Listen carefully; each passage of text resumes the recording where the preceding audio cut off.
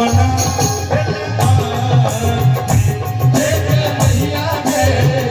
हमरा बना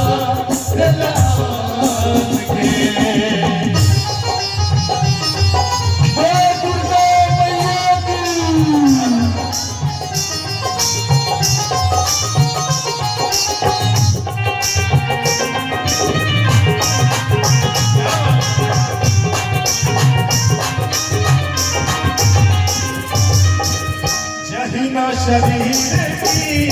प्राण बिना मान कहिना जीवन तोहर बिना मान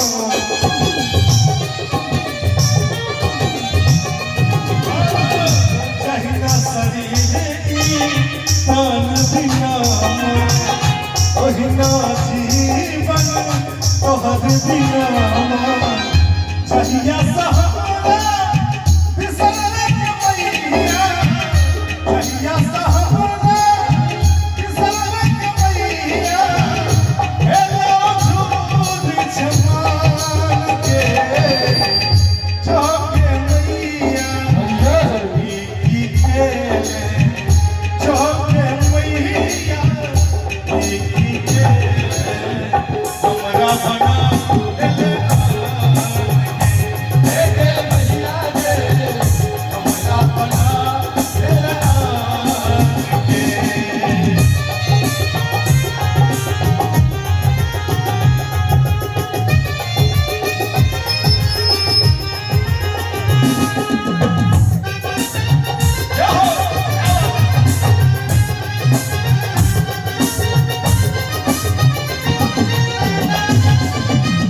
पूछल तोरा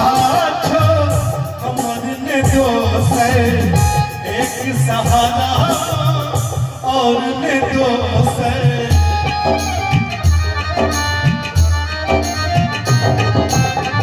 पूछल तोरा छो और ने दोसर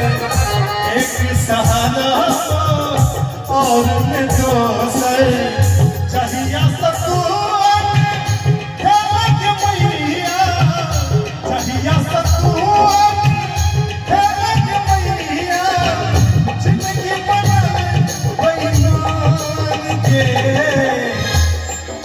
उन्होंने मजा आएगा ताली बजाकर।